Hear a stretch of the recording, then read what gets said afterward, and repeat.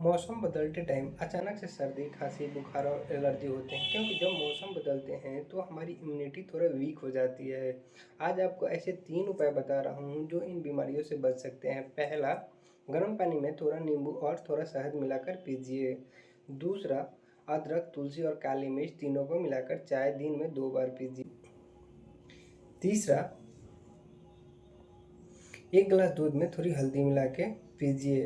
याद रखिए, मौसम बदलते समय ठंडी चीज़ें, आइसक्रीम और फास्ट फूड खाने से थोड़ा बचें। वीडियो अगर अच्छा लगा हो तो लाइक, कमेंट और शेयर ज़रूर करें। हमारे चैनल को फॉलो कर लीजिए। Thank you.